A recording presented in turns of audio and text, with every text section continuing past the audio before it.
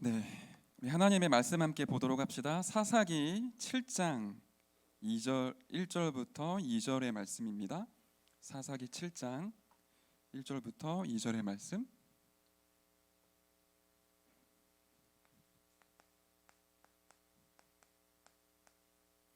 오늘 함께 나눌 말씀의 제목은 하나님의 손에 쓰임 받는 청년입니다. 사사기서를 조금 우리 서론에 함께 보도록 하실 텐데요. 성경 있으신 분들은 좀 펴놓으시면 좋을 것 같은데요. 사사기 7장 1절부터 2절 우리 한 목소리로 읽도록 합시다. 여룻바알이라는 기드온과 그를 따르는 모든 백성이 일찍이 일어나 하룻샘 곁에 진을 쳤고 미디안의 진영은 그들의 북쪽이요 모레산 앞 골짜기에 있었더라.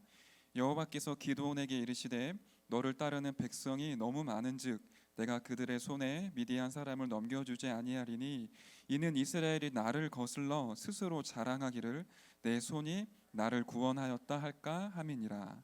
아멘. 전체를 다 봐야 되는데요, 시간이 없어서 우리 가장 중요한 파트만 함께 이제 말씀을 본 거예요. 일단 우리 서론에 사사기서에 대한 흐름을 좀 보면 좋을 것 같습니다.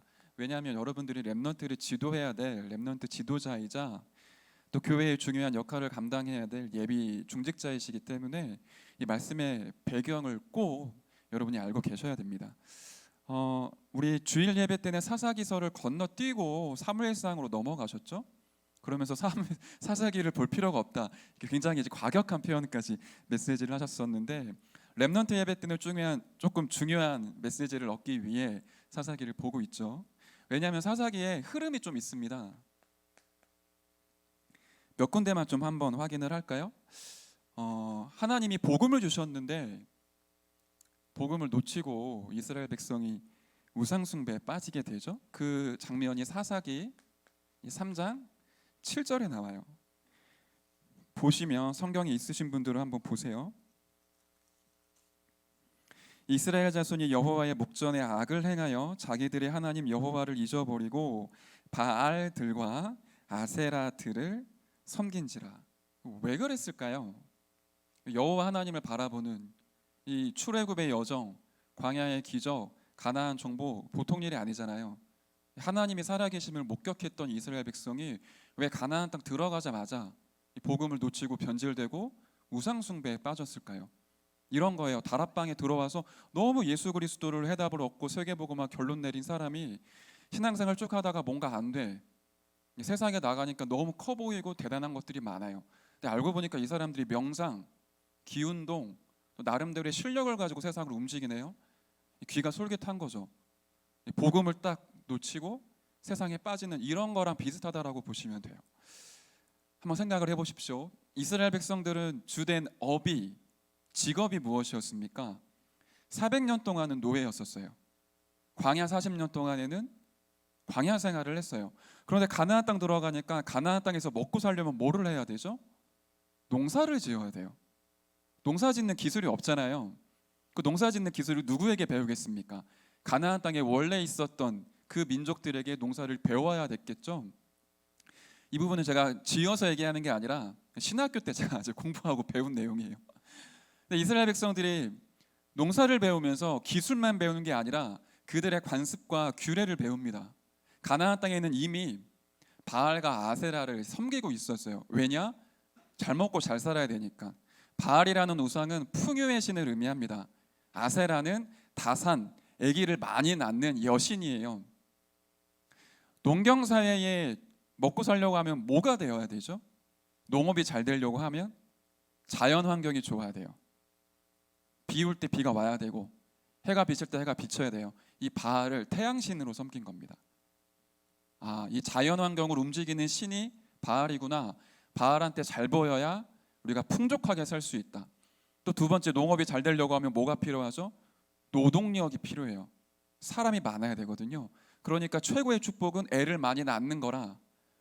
그러니까 아세라 여신을 섬기게 된 겁니다. 그게 가나안 땅의 토종 풍속 신앙이었어요. 그런데 이스라엘 백성들이 가나안 들어갔을 때 기술을 배운 게 아니라 그들의 종교까지 배워요. 예를 들면 우리나라가 농업 시작할 때, 모내기 시작할 때 뭐를 하죠? 돼지머리 잘라서 고사를 지내요. 비가 안 올 때 뭐를 하죠?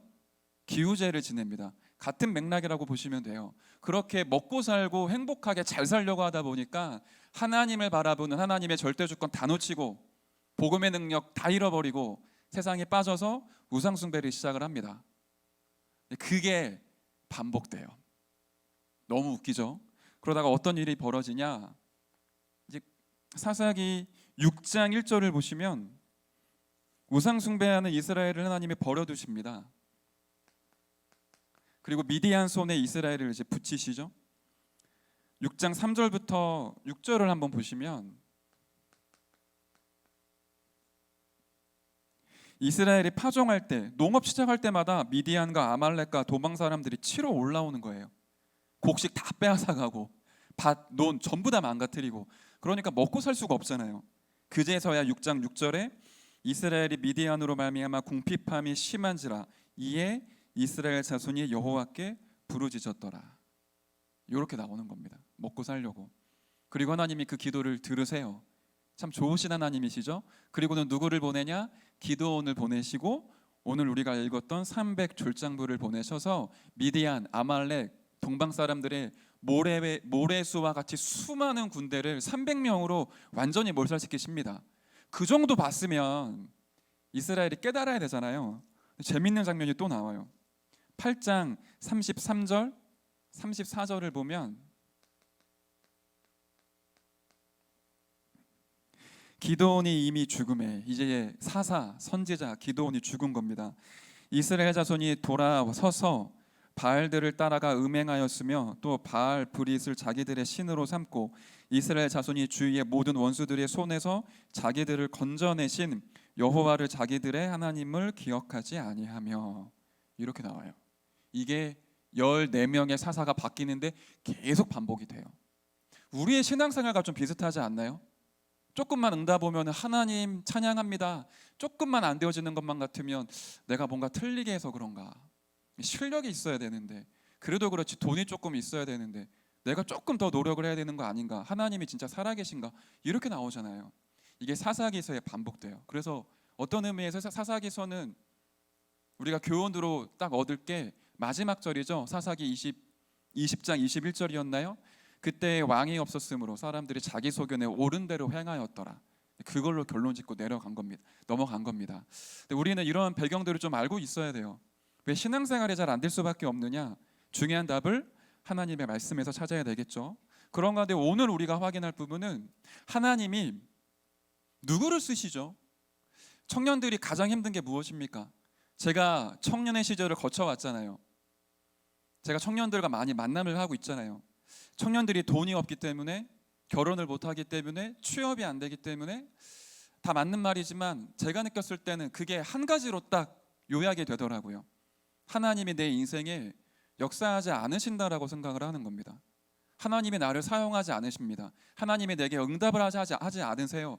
이렇게 뭔가 모르게 내 마음이 무너지게 될 때 가장 힘들죠. 하나님이 누구를 사용하십니까? 그게 오늘 우리가 주목할 부분이에요. 렘넌트 예배를 계속 청년국 예배 때 다시 한번 포럼하고 살펴보고 있죠. 원작자의 의도와 다를 수 있습니다. 이게 중요한 부분인데, 그렇지만 청년들의 입장에서 우리가 붙잡아야 될 말씀 무엇인지를 여러분과 함께 포럼을 나누는 거예요. 그러는 가운데 하나님이 이스라엘 민족에게 복음을 회복시킬 한 사람으로 사사를 일으키죠.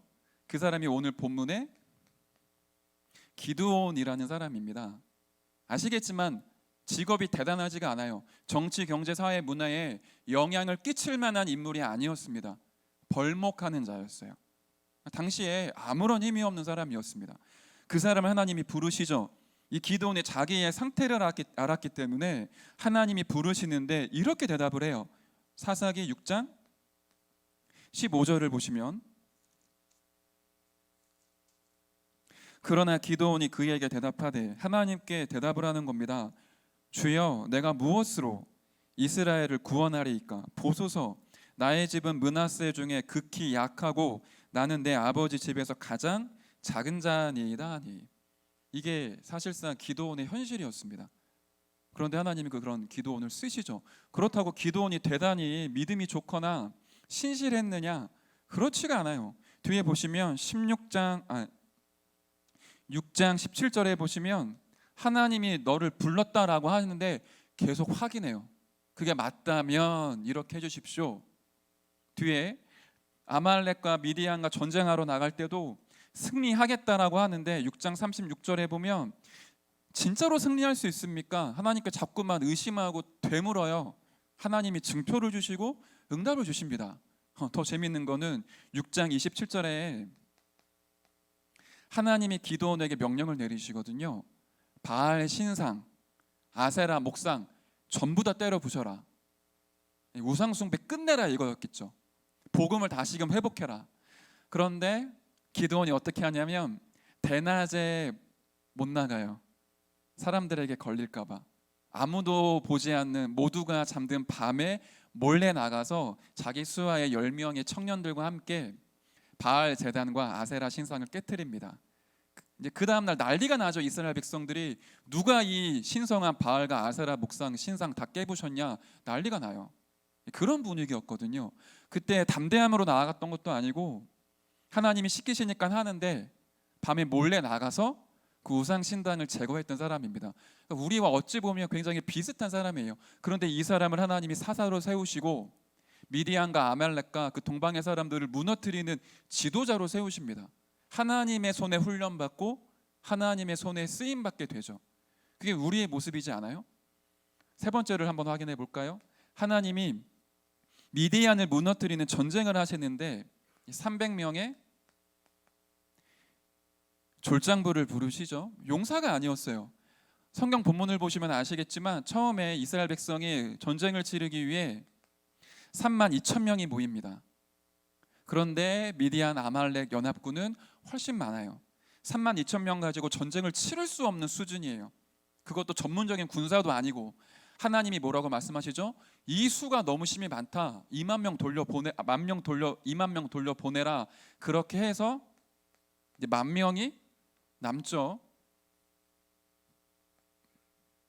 그런데 그 10,000명도 너무 많은 거라. 그리고는 누구를 택하시죠? 하나님이 시험을 하세요. 10,000명한테 물을 먹여봐라. 9,700명은 강하고 담대한 사람들이었어요. 강심장. 전쟁을 치를 수 있는 9,700명이었거든요. 적군이 와도 이길 수 있다라는 확신에 물을 먹는데 주위를 살피지 않고 물을 막 마시는 거예요. 그런데 300명은 두려운 거라. 혹시 전쟁에 나면 어떡하지? 누가 쳐들어오면 어떡하지? 그래서 물을 마실 때 손으로 떠갖고 주위를 살피면서 누가 오는지 경계하면서 물을 마신 사람들이 300명이었습니다. 다시 말하면은 이 쫄보 300명이거든요. 하나님이 누구를 선택하시죠?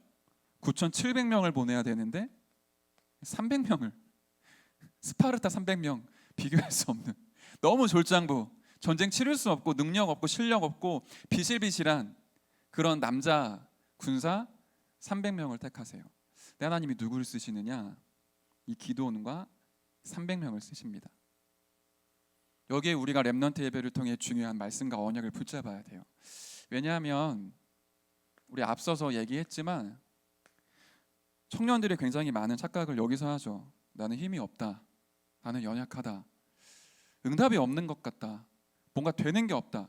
내가 이 정도로 말씀 붙잡고 기도하고 현장 나가면 그래도 하나님이 조금 들어주셔야 되는데 왜 이렇게 나는 시간이 가면 갈수록 안 되어지는 것 같고 고민이 많고 갈등이 많은가?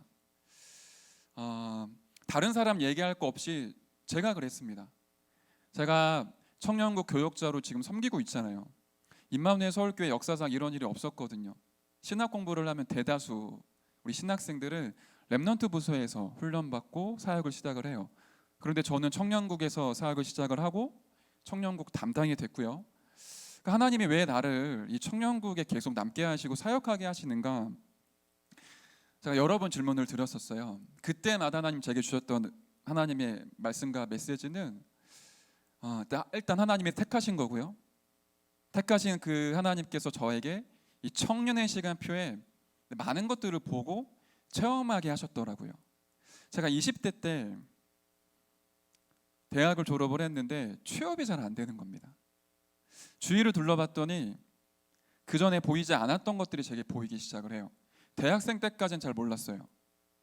대학을 졸업하고 이 청년의 시간표에 취업을 준비하는 그런 시간표 속에 있다 보니까 주변 사람들이 보이는데 제 주변에 있는 친구들은 너무 안정적인 거예요.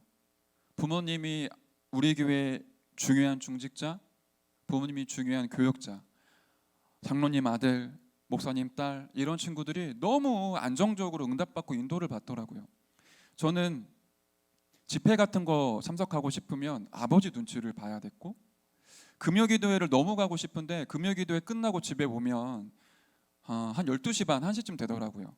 그러니까 금요기도회 가고 싶은데 못 가는 거예요. 갔다 오면 혼나니까. 여름에 수련회 가고 싶고 WRC 가고 싶은데 그 돈 모으려면 몰래 아르바이트를 했었어야 돼요. 친구들을 보니까 그런 고민 걱정이 없더라고요. 저는 굉장히 가난하고 경제적으로 어려운 환경에서 자라왔기 때문에 엘리트의 규모, 엘리트의 삶을 본 적이 없는데 이 친구들은 좋은 부모님 밑에서 엘리트의 규모를 갖추고 있고 꽤 괜찮은 대학을 나와서 안정적인 삶을 살다가 취업을 하고 직장 생활을 하고 응답받더라고요. 저는 안 그런 거예요. 그러니까 제가 마음에 낙심이 좀 되더라고요. 내가 응답을 못 받고 있는 건가? 내가 뭔가가 잘 안 되는 건가? 내가 지금 뭔가 틀리게 하고 있는 건가? 옛날에 그런 생각이 없었지만 나도 우리 부모님이 우리 교회 중직자이셨으면 좋겠고, 나도 이렇게 힘들게 뭔가 영적 싸움을 하면서 집회 참석하지 않았으면 좋겠고, 마음 편안하게 교회 가고 예배드리고 집회 참석하고 훈련받고 싶은데 왜 이렇게 나는 이런 거 한 번 한 번 할 때마다 이렇게 치열한 영적 싸움을 싸워야 되는가 슬프더라고요. 그러는 가운데 제가 하나님의 주신 좀 마음의 비전을 가지고 보컬 트레이너가 되고 싶다라는 마음이 생겼어요. 그거 가지고 열심히 공부를 했거든요. 나름대로. 하나님의 은혜로 제가 실력이 안 되는데 제가 사사 배웠던 스승님이 강남구 논현동에 보컬 아카데미를 이제 회사를 설립하게 되면서 거기에 트레이너로 이제 일을 하기 시작을 했어요. 드디어 이제 첫 번째 청년의 시간표에 취업이라는 응답이 온 거죠. 그렇게 응답이 오면 끝날 줄 알았는데 이 갈등과 고민이 계속되더라고요. 1년 동안 진짜 죽기 살기로 제가 했던 것 같습니다. 나름대로 말씀 붙잡고 불신자보다 10배는 더 뛰어야겠다. 공휴일 없이, 저에게 유일한 공휴일은 설 연휴, 추석 연휴였거든요. 이런 거 상관없이 진짜 10배로 뛰니까 한 1년 만에 중간 관리자로 올라서게 되더라고요. 뭔가 응답이 온 거죠. 그런데 제 마음에 고민이 또 생기는 거예요. 내가 과연 이런 실력으로 앞으로 먹고 살 수 있을까? 세계복음화하고 랩넌트를 키우겠다라고 호언장담했지만 지금 나의 실력과 이러한 스펙과 이러한 연봉으로 세계복음화를 내가 진짜 할 수 있을까? 쓰임받을 수 있을까? 갈등이 되더라고요. 그리고 우리 집, 20년 동안 내가 그렇게 기도했던 우리 집이 왜 안 바뀌는 것만 같은가? 조금씩 불신앙이 쌓여오다가 이게 뿌리를 내리고 내 마음에 퀘스천 마크로 남아 있는데 지워지지가 않는 거예요. 말씀을 듣는데 이 궁금증과 이 물음표가 지워지지가 않더라고요. 그러다가 32 저희 아버지가 쓰러지십니다. 집안이 난리가 난 거죠. 우리 집안에 빚이 있다는 걸 처음 알았어요.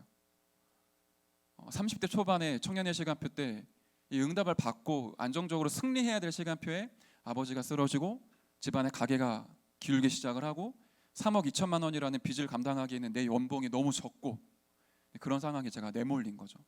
1년 만에 아버지가 돌아가셨어요. 이제 조금 뭔가 이제 숨을 쉬어야 되는데 그 다음 해에 어머님이 뇌출혈로 쓰러지세요. 그게 제 나이 이제 33살이었죠.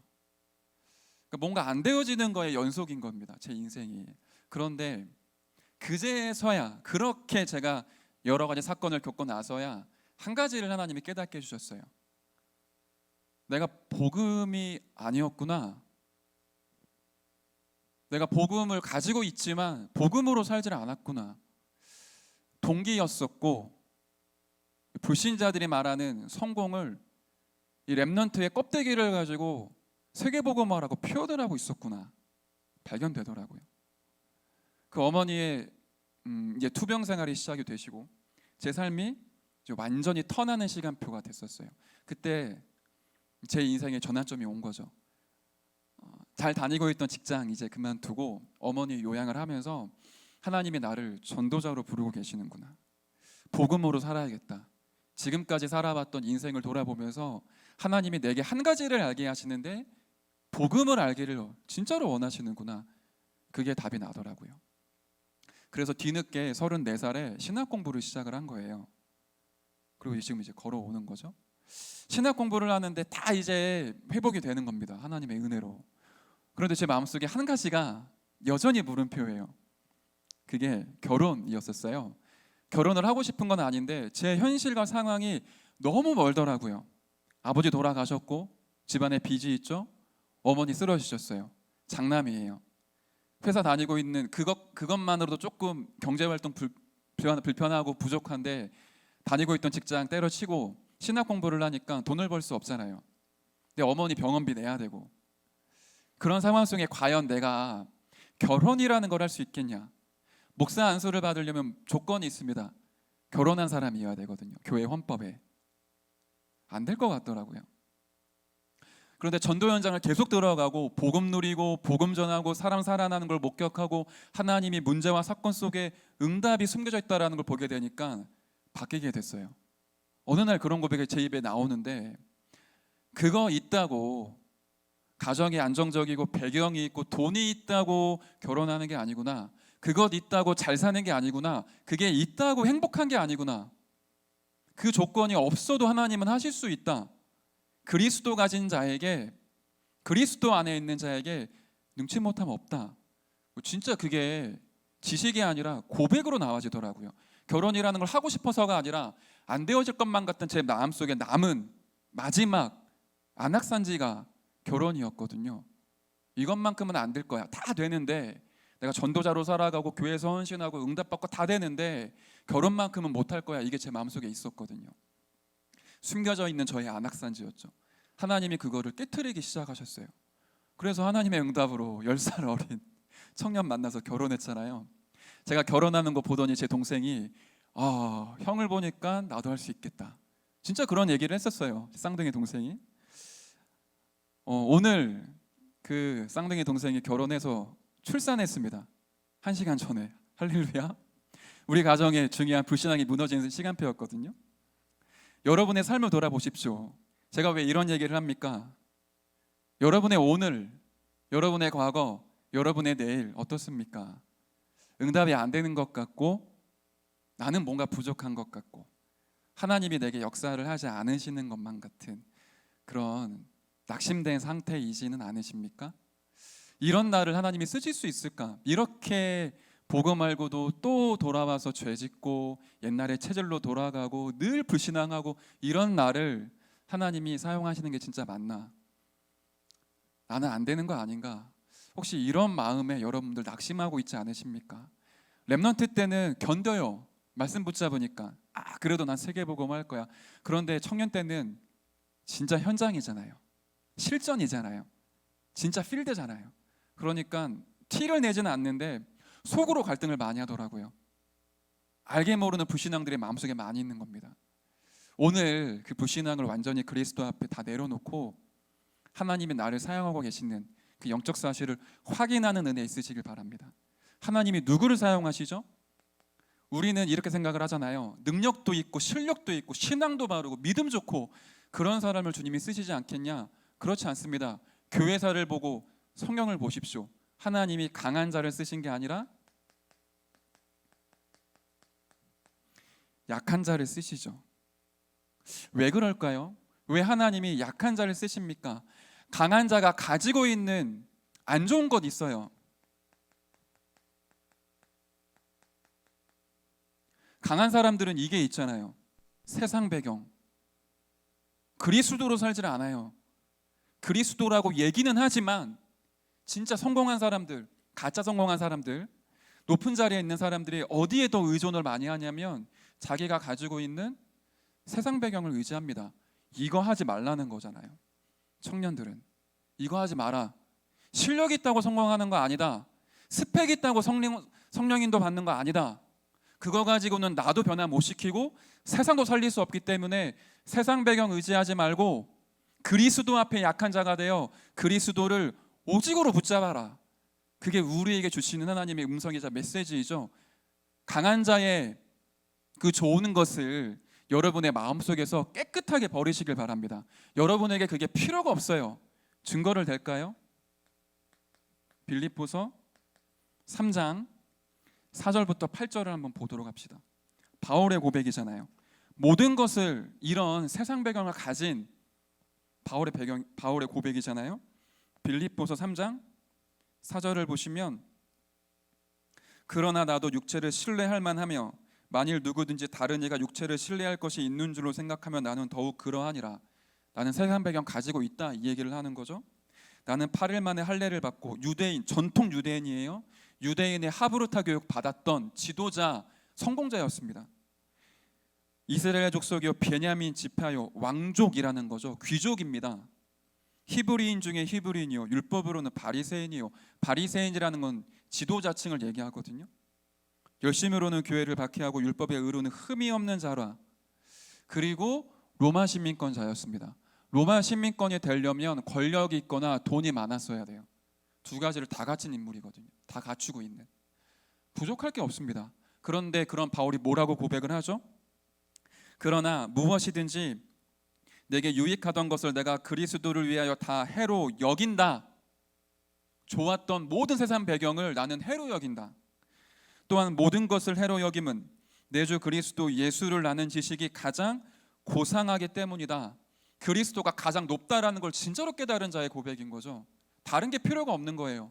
그런 것들이 오히려 그리스도를 오직으로 붙잡는데 걸림돌이 되고 방해 역할이었기 때문에 그 모든 것들을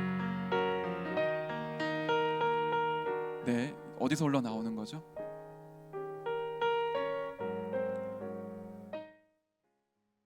본당에서 나오고 있는 음향인 것 같은데. 그래서 8절을 보세요. 내가 그를 위하여 모든 것을 잃어버리고 배설물로 여김은 그리스도를 얻고. 좋았던 세상 배경을 배설물로 여겼습니다. 이게 청년이 가져야 될 믿음과 신앙이겠죠. 있어야 돼요. 그게 있어야 우리가 세계복음화에 도움이 될 수 있습니다. 그런데 내 마음과 중심은 이거 없어도 괜찮다, 이게 우리의 상태가 되어야 되겠죠. 세상 사람들이 좋아하는 그거, 돈, 실력, 가정 배경, 안정적인 삶, 내게 있으면 좋지만 그것 때문에 내가 살아가는 거 아니다. 세계복음화의 가장 중요한 조건은 그리스도를 진짜로 언약으로 붙잡는 거죠. 그걸 청년의 시간표 때 정말로 확인하고 소유하고 있어야 돼요. 여러분의 손에 그리스도가 있습니까? 아니면 그리스도 붙잡고 또 다른 한 손으로는 숨긴 그 나만의 배설물을 붙잡고 있지 않습니까? 이거 있어야 된다고 생각하는 그거 있지 않습니까? 그거가 깨어질 때 진짜 응답이 무엇인지가 보이기 시작을 하죠. 그러니까 바울은 이러한 고백을 했었어요. 고린도전서 13장 9절에 보시면 내가 약할 때 곧 강함이라. 그리스도 안에 약한 자로 서시길 바랍니다. 그게 우리가 누릴 응답이 되겠죠. 두 번째, 하나님은 어떤 자를 쓰십니까? 복음 가진 자를 쓰십니다. 그리고 하나님의 영에 감동된 자를 사용하시죠. 렘넌트 7명의 특징이 있잖아요. 제가 다 쓰지는 않을게요. 조건이 너무 안 좋았었어요. 요셉의 20대, 우리는 성경 전체를 보기 때문에 그 20대를 단면을 잘라서 보질 못하죠. 요셉의 20대 생각해 보셨습니까? 뭐 연애할 수 있나요? 공부할 수 있나요? 늘 청소하고 밥 짓고 빨래하고 심부름하고, 그게 요셉의 20대 일상이었어요. 그게 끝나갈 때쯤 이제 가정 총무가 돼서 편안하게 이제 숨 쉴 수 있을 때쯤에 감옥으로 끌려갑니다. 아무것도 할 수가 없어요. 하나님이 그런 요셉을 사용하시죠. 여러분의 20대가 그렇게 느껴질 수도 있습니다. 그때가 어떤 때입니까? 그리스도 안에 약한 자가 될 때예요. 그리스도를 오직으로 붙잡는 시간표입니다. 하나님이 내가 비천에 처할 줄도 알고 풍부에 처할 줄도 아는 일체의 비결을 주시는 최고의 시간표구나. 노예로 있어도 괜찮다. 감옥에 있어도 괜찮다. 왕이 돼도 나는 흔들리지 않고 변질되지 않는다. 나는 오직 그리스도다. 그거를 체험하는 유일한 시간표가 지금 여러분의 청년의 때입니다. 응답이 없는 게 이상한 게 아니라 잘 되고 있는 거예요. 축복과 대단한 역사가 없는 게 이상한 게 아니라 그게 저와 여러분이 올바른 길로 가고 있는 겁니다. 큰 역사와 응답이 없지만 그리스도로 행복할 수 있는 전도자로 훈련받는 유일무이한 시간표예요. 다윗을 볼까요? 다윗의 30대. 여러분 혹시 이 중에 스토킹 당해본 사람 있습니까?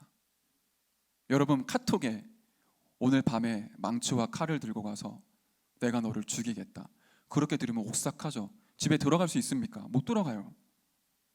근데 그런 사람을 수백 명을 이끌고 사울 왕의 다윗을 죽이겠다고 따라다니기 시작을 하는데 그게 다윗의 20대였었어요. 비참하죠.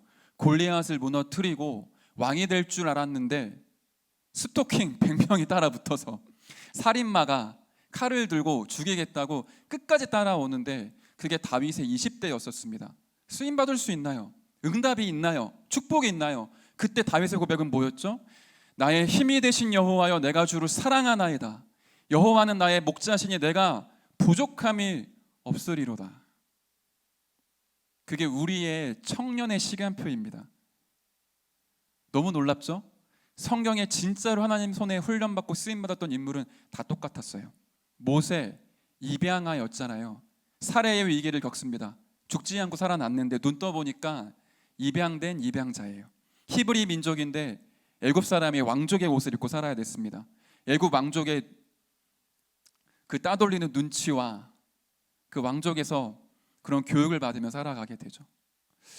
렘넌트 7명이 전부 다 그랬죠. 조건이 너무 안 좋았어요. 그런데 그들에게 공통적으로 있었던 특징이 있죠. 대표적인 게 뭐죠? 사무엘상 16장 13절. 이날 이후로 다윗이 여호와의 영에 크게 감동되니라. 조건은 너무 안 좋았지만 이들은 그리스도가 오직이었고 그리스도를 진짜 오직으로 붙잡았기 때문에 하나님의 영에 감동된 인생을 살아갑니다. 이게 청년의 시간표 때 반드시 받아야 될 최고의 응답이죠. 성공을 지금 안 하시는 게 좋아요.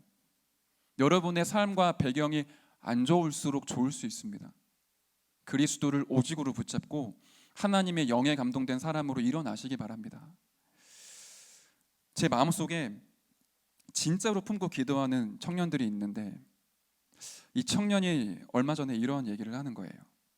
주일날 예배 드리는데 일부 예배 렘넌트 예배 때 너무 은혜를 많이 받았대요. 그런데 이 친구가 영적으로 정신적으로 조금 아픈 부분이 있어요. 작은 사건 앞에 자기의 심정이 무너져서 이부 예배를 드리는데 예배를 도저히 드릴 수가 없었다. 그때 말씀 중에 제자는 흔들리지 않는다.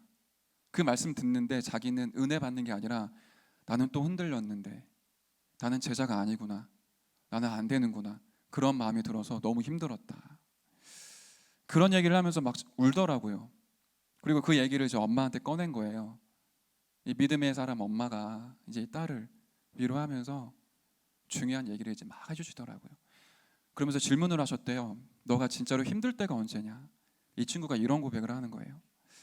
내가 뭔가 직장이 번듯하지 않고 뭔가 다른 사람들처럼 응답의 여정을 걷지 못하고 그런 거는 상관이 없다. 그런데 진짜 예배 드리고 싶은데 진짜 은혜 받고 싶은데 이게 나한테 너무 치열하고 힘들고 쉽지가 않은 게 너무 슬프고 마음이 무너진다. 그런 얘기를 하더라고요.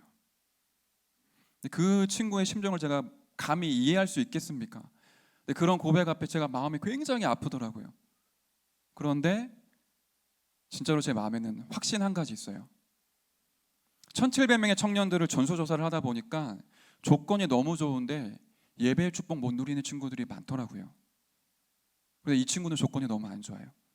그런데 하나님 바라볼 수 있는 최고의 시간표라는 게 저는 믿음이 생겨요. 이 친구가 치유되어 증인으로 서는 시간표가 올 거라고 100% 확신을 하고 있습니다. 지금은 그런 환경 속에 하나님이 내게 주시는 그 은혜, 그리스도를 붙잡았을 때 나오는 진짜 감격과 기쁨, 그걸 알게 하는 중요한 시간표임이 확인되더라고요. 저는 그래서 낙심하지 않아요. 그 친구를 두고 기도하면서 제 마음에는 슬픔보다 희망이 더 커지더라고요.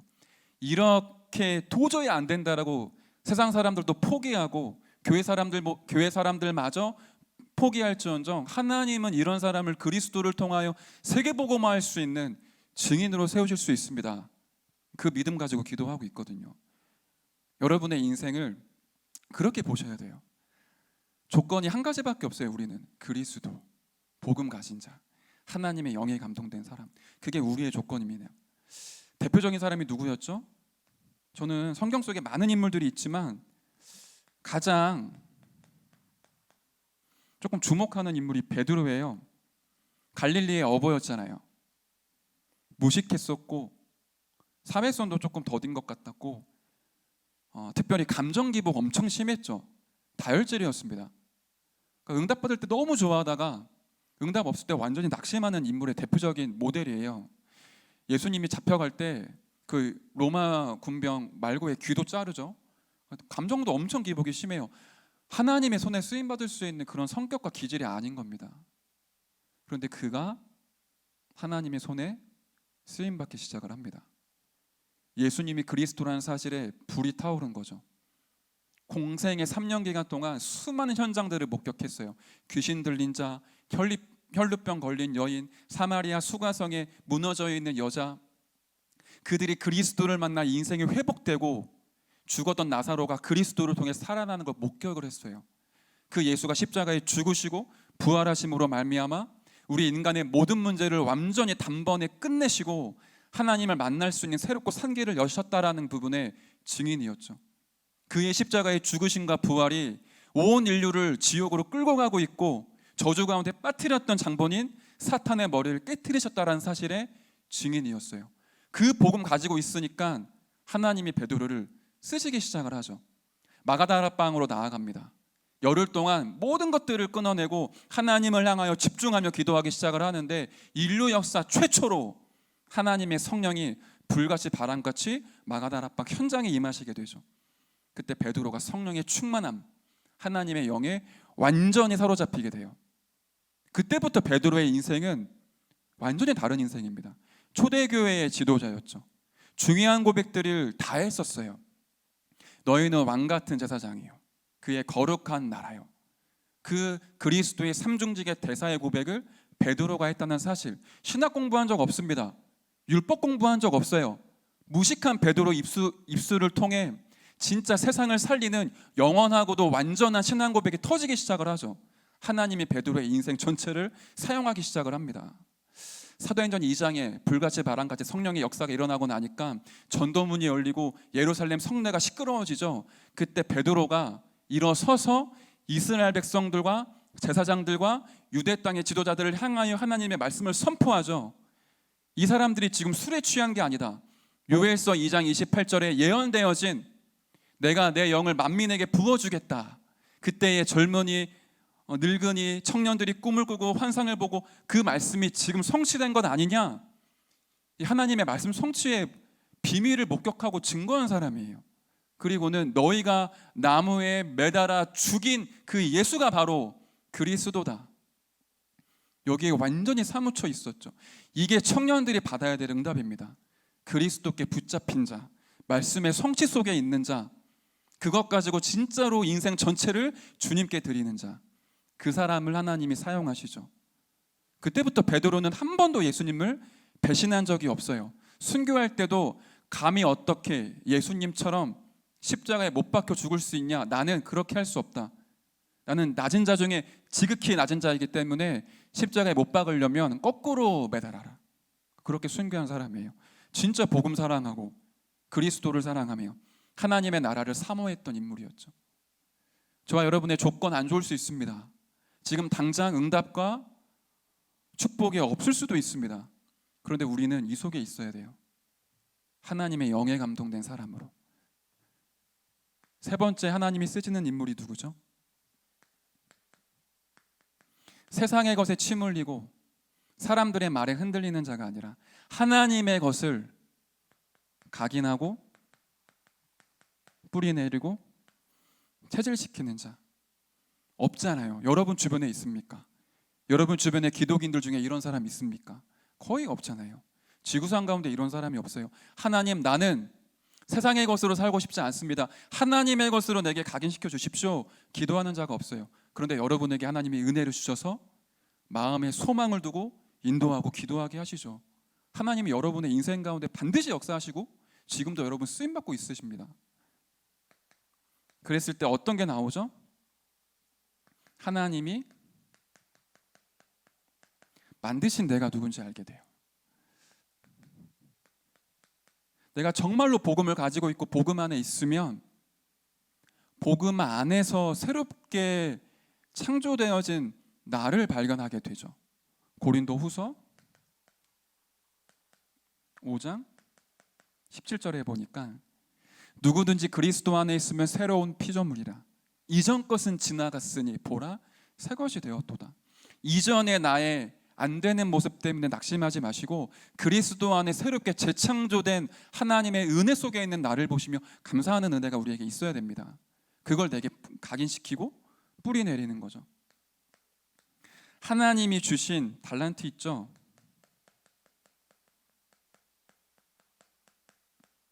언제 발견되죠? 임마누엘을 누리는 기도 속에 있을 때. 다른 게 내게 필요가 없구나. 그리스도 안에만 있으면, 그리스도를 누리는 기도 속에만 있으면 내 인생의 언약의 여정으로 걸어가는구나. 내 인생을 향한 하나님의 절대 계획이 기도 속에서 발견되어지고 그 속에서 내게 주신 것이 찾아지기 시작을 해요. 여러분의 어두웠던 과거, 마음에 깊이 남아있는 상처, 그게 하나님이 여러분을 쓰시는 방향이 되죠. 그것 때문에 내가 사람 살리고 생명 살려야겠구나 결단하게 되고, 그것 때문에 지금 내 손에 쥐어진 이 작은 기능, 내가 속해 있는 그 직장, 그게 하나님이 내게 허락하신 세계복음화의 달란트와 도구라는 부분을 깨닫게 돼요. 하나님이 주신 나의 현장을 알게 되죠. 언제요? 전도 속에 있을 때. 제가 성경 구절 하나를 뺐는데 시편 78편 70절 72절이죠. 다윗이 기도 속에 있으니까 자기 인생을 향한 하나님의 절대 계획을 깨달았고 중요한 달란트를 발견하게 되죠. 전도의 올바른 방향을 맞추게 되면 나의 현장이 보여지게 됩니다. 내가 어디에 있어야 되는지 알게 돼요. 내가 그토록 사단에게 속아 그리스도를 모르고 방황하고 살았는데 그리스도를 알고 복음 받고 나니까 너무 감사하고 행복하지 않습니까?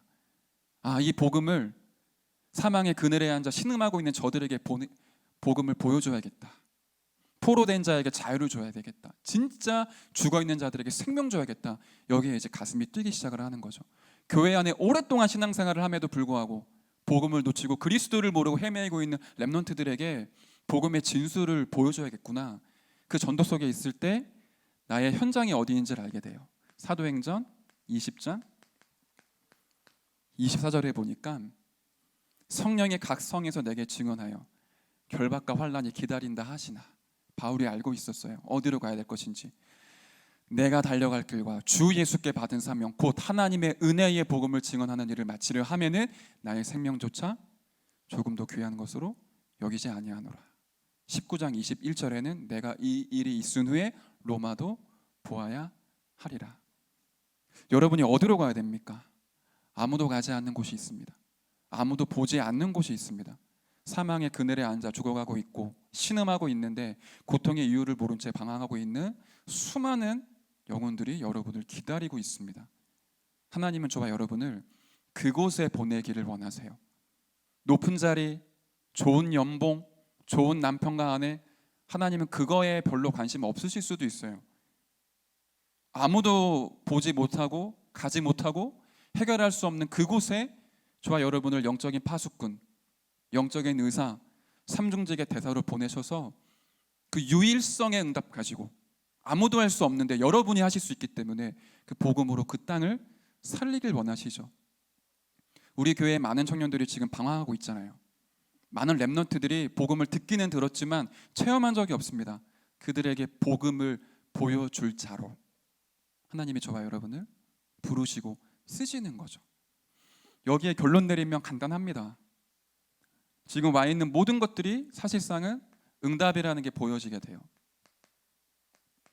우리 결론을 내립시다. 하나님께 쓰임받는 청년, 하나님의 손에 훈련받고 하나님의 손에 쓰임받는 청년, 그게 저와 여러분의 영적인 현 주소입니다. 그 축복과 응답을 어떻게 누리겠느냐? 이제부터 기도 24 속으로 들어가는 거예요. 그리스도 안에 모든 것들을 확인하시는 겁니다. 내게 상처가 되고 아픔이 왔고 문제가 왔던 모든 것 속에 기도를 가지고 답을 찾고요, 그리스도가 주시는 힘을 얻고요, 거기서 하나님 만나는 행복을 누리는 겁니다. 그게 우리가 있어야 될 영적인 현주소죠. 그리고 여러분들은 인생의 목적이 간단해요. 하나님은 저와 여러분을 통해 생명운동을 일으키실 겁니다. 성경 속에 있었던 다락방 전도 운동을 이 땅 가운데 실현시키고 회복할 자로 우리가 부름을 받은 겁니다. 하나님이 저와 여러분을 이 일에 진짜로 사용하실 줄 믿습니다. 우리 함께 이 시간 기도하도록 할까요?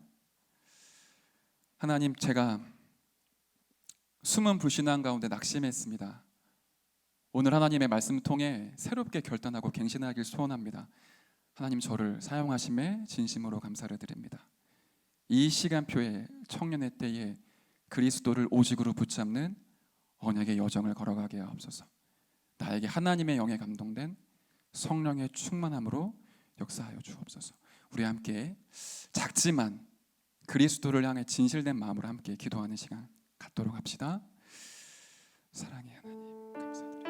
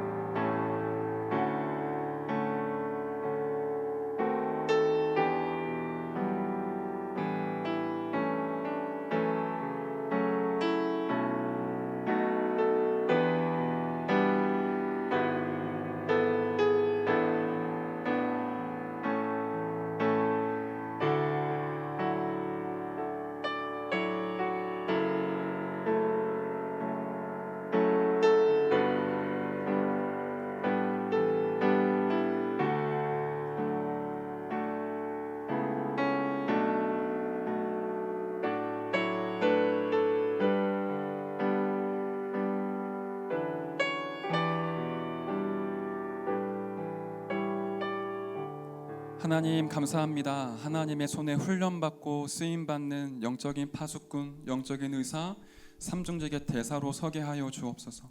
날마다 성령의 충만함과 여호와의 영에 감동된 그 은혜와 축복을 누리게 하여 주옵소서. 예수님의 이름으로 기도드렸습니다. 아멘. 네, 우리 함께 찬양 드리시면서 준비하신 예물 주님께 드리겠습니다. 복음의 비밀이라는 찬양 함께 하실 텐데요, 빠른 곡인데 가사의 의미를 생각하면서 부를 수 있도록 조금 느리게 찬양하려고 합니다. 네, 준비하신 예물 드리시고 우리 찬양으로 나아갑시다. 복음의 비밀 함께 찬양 드립시다.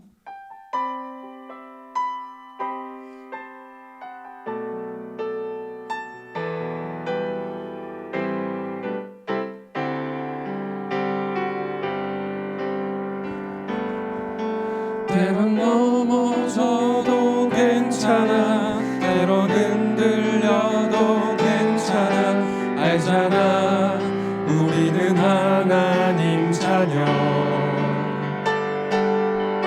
그는 답받아도 그리스도, 응답이 없어도 그리스도, 너에게 복음의 비밀 제발 낙심만은 하지 말아줘. 조금만 기다리면 밝은 날이 올 거야. 삶의 이유 너에게 생명이 있다는 것, 삶의 이유 너에게 소망이 있다는 것, 삶의 이유 복음을 세상에 전하는 것, 이것이 너의 참된 다시 한번 고백합시다. 때론 넘어져도 괜찮아. 때론 넘어져도 괜찮아. 때론 흔들려도 괜찮아. 알잖아 우리는 하나님 자녀. 큰 응답 받아도 그리스도, 응답이 없어도 그리스도 있잖아. 너에게 복음의 비밀 제발 낙심만은 하지 말아줘. 조금만 기다리면 밝은 날이 올 거야. 삶의 이유 너에게 생명이 있다는 것, 삶의 이유 너에게 소망이 있다는 것, 삶의 이유 복음을 세상에 전하는 것, 이것이 너의 참된 다시 한번 고백합니다. 삶의 이유 너에게, 삶의 이유 너에게 생명이 있다는 것, 삶의 이유 너에게 소망이 있다는 것, 삶의 이유 복음을 세상에 전하는 이것이 너의 참된 삶의 이유. 아멘. 우리 엄지훈 회장님 나오셔서 우리 청년국 광고해 주시겠습니다.